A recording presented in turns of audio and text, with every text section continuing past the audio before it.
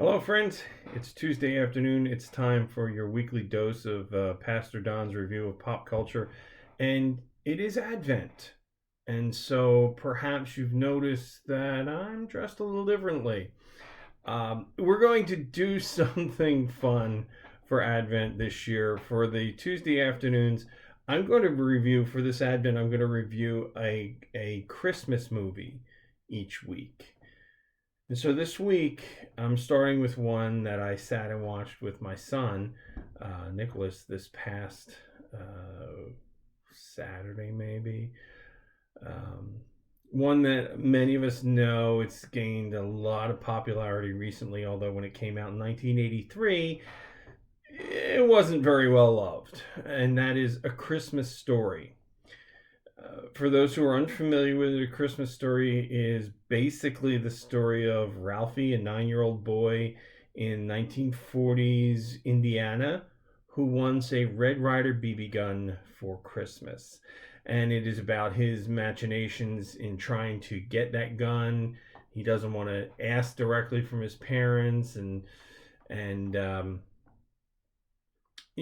some other things in there. There's a little storyline about bullies and some of the neighbors' dogs, and it's actually a really nostalgic, fun film. It's narrated by the author of the book that it's based on, um, and I think the author truly understands how kids think. Even today, I think it applies, which is very fun. You get to see a little bit of how your kids are thinking, perhaps.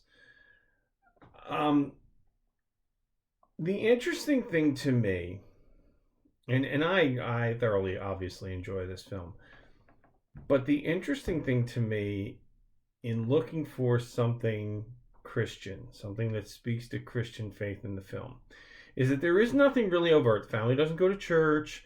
There's very little talk of Christ or the meaning of the holiday. It's really, Ralphie's focus is about what he's going to get for Christmas, and it's not really about Jesus.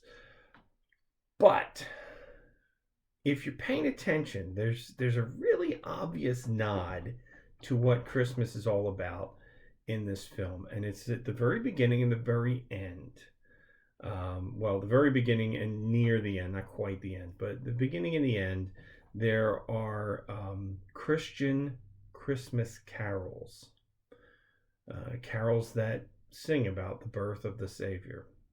One of them, one of the beginnings, "Go Tell It on the Mountain," and it reminds me of Jesus being the Alpha and the Omega, the beginning and the end. Um, I think it's a really subtle nod, but if you're paying attention, if you know what you're looking for, right, as a Christian, you pick right up on that. It's kind of obvious if you know what you're thinking of, you know what you're looking for. Um, and the other part of it that I think is really heartwarming is by the end of the film, through all the trials and the tribulations of the family, and there are quite a number of these,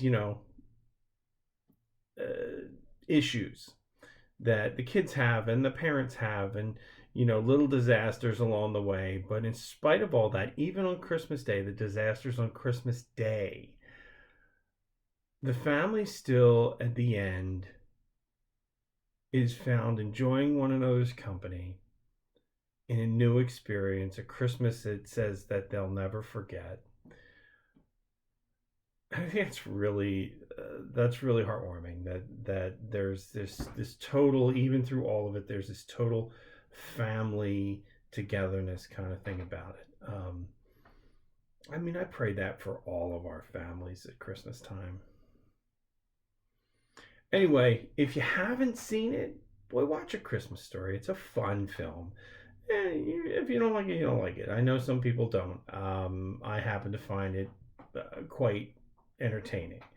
And Nicholas watched it for the first time and he loved it too. So, my 10-year-old likes it. Can't be all that bad, right, folks? Anyway, take care and God bless. We'll see you all very soon. Bye now.